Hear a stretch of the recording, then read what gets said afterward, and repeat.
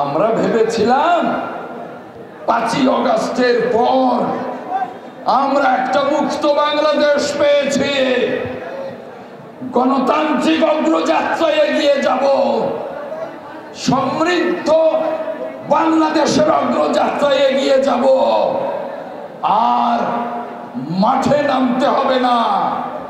কথা বলবো সংসদে, অর্থনীতি আলোচনা করব সংসদে, রাজনীতি আলোচনা করব সংসদে। বড়ই দুর্ভাগ্যের বিষয়, এখনো আমরা উপলব্ধি করছি চতুর্দিকে ষড়যন্ত্র হচ্ছে, যে নির্বাচনের জন্য 17টি বছর বিএনপি রাজপথে থেকেছে। বিএনপির হাজার হাজার নেতাকর্মী গুম হয়ে গেছে, হাজার হাজার নেতাকর্মী নৃশংসভাবে খুন হয়ে গেছে, 60 লক্ষ নেতাকর্মীর বিরুদ্ধে মামলা হয়েছে।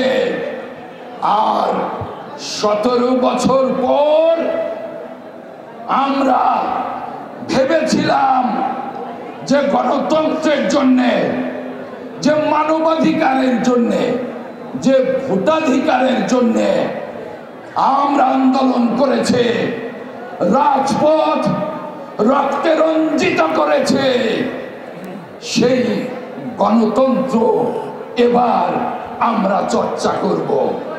কিন্তু অত্যন্ত হতাশার সুরে বলতে হয়, আবার ষড়যন্ত্র পাখা মেলেছে। খুনি হাসিনা বলতেন, আগে উন্নয়ন পরে গণতন্ত্র। মানে হলো আগে লুটপাট পরে গণতন্ত্র। আর এখন শুনি আগে সংস্কার পরে নির্বাচন। এই যে সংস্কার খেলা চলছে, আমরা দেখতে পাচ্ছি আস্তে আস্তে সরকার অচল হয়ে যাচ্ছে। আজকেও আমরা দেখেছি, আমি ঘন্টা ব্লকেটের ভেতরে বসেছিলাম, ভাবতে পারিনি আজকের এই সমাবেশে আসতে পারবো। এসে টেলিভিশনের সামনে দেখলাম ঢাকায় তিতুমির কলেজে, ব্রাক বিশ্ববিদ্যালয় সহ সারা ঢাকা শহরের কলেজ বিশ্ববিদ্যালয়ে বিক্ষোভ চলছে।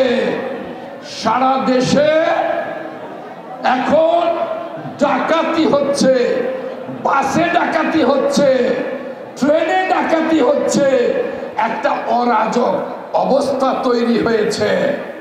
আগেই বলেছে, এদেশের শৃঙ্খলা ফেরাতে হলে নির্বাচিত সরকার দরকার।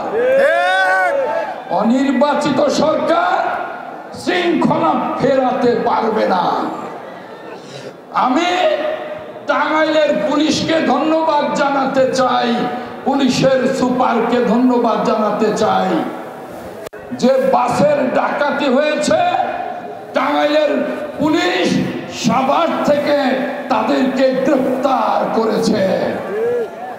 কিন্তু সারা দেশ আজকে আইন শৃঙ্খলা পরিস্থিতির অবনতি ঘটেছে। তাই বলবো, আমাদের প্রিয়, আমাদের সম্মানীয় ডক্টর মোহাম্মদ ইউনূস, আপনাকে আমরা ফখরুদ্দিন মঈনুদ্দিনের মতো বিদায় দিতে চাই না।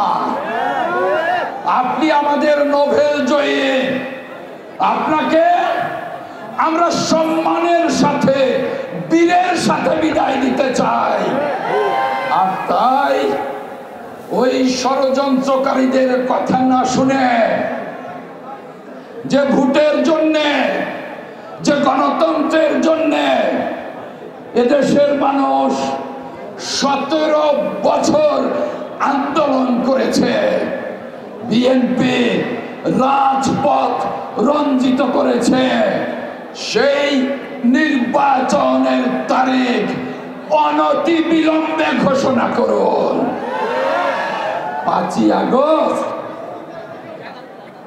অভ্যুত্থান হয়েছে, আগামী 5ই আগস্ট নয়, 5ই সেপ্টেম্বর নয়, 5ই অক্টোবর তফসিল ঘোষণা করুন। 5ই ডিসেম্বর জাতীয় সংসদের নির্বাচন ঘোষণা করুন। মনে রাখবেন, একমাত্র নির্বাচিত সরকারই এদেশে আইন শৃঙ্খলা, অর্থনীতি এবং এদেশের মানুষকে শান্তি দিতে পারবে, অনির্বাচিত সরকার নয়।